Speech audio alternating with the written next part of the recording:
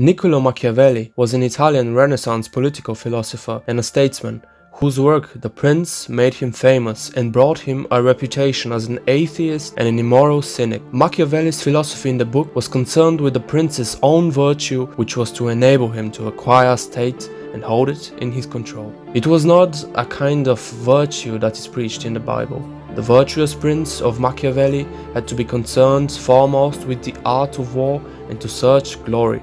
The acts of the prince could be immoral, but they are called forth by necessity. Some speculate that the wicked and cunning works of Niccolo Machiavelli were written so that he could infiltrate history and people's minds with his name. That would be the ultimate chess game of Machiavellian character.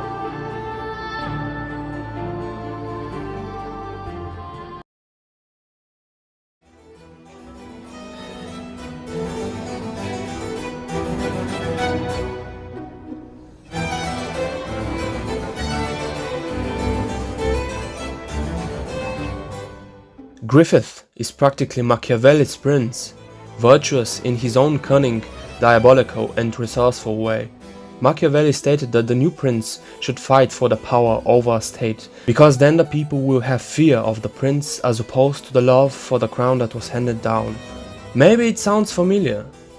From birth, Griffith was in no way destined by God to be a ruler or a part of the nobility. Yet he had the desire and ambition to own a castle and hold the scepter. It is not quite known how Griffith acquired his knowledge for many of the things he knew and how he became so intelligent. He definitely had a knack for war tactics too. It is as if Griffith was literally a prototype for Machiavelli's prince.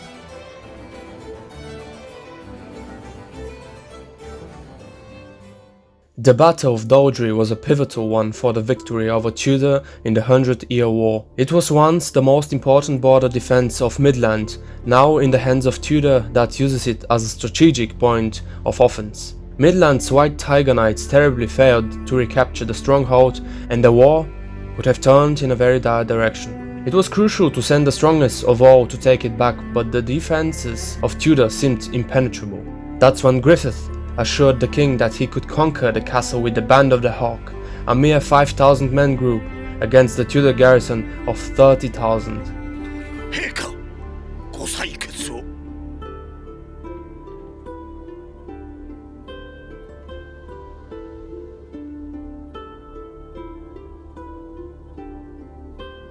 鷹の段にドルドレー攻略を命ずる。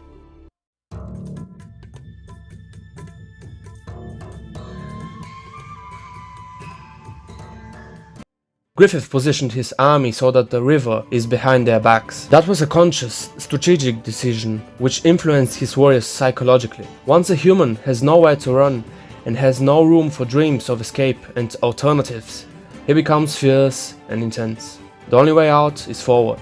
The only way out is a victory over the enemy. The Band of the Hawk had to win against Tudor in order to live.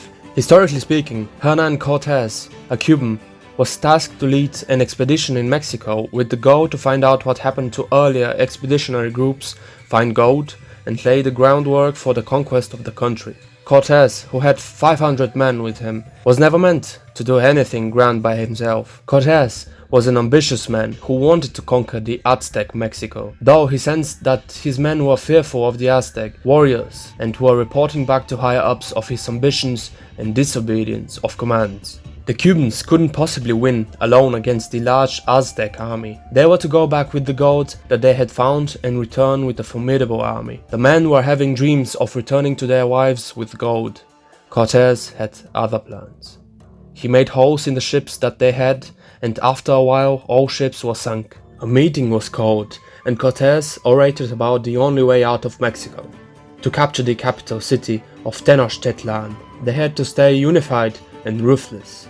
The situation was of life and death. Now the men forgot about their egoistic desires and followed Cortes, who promised them riches and glory on top of retaining their lives and returning home. A couple of years later, with the help of Indians, the Cubans defeated the Aztecs at the heart of their empire.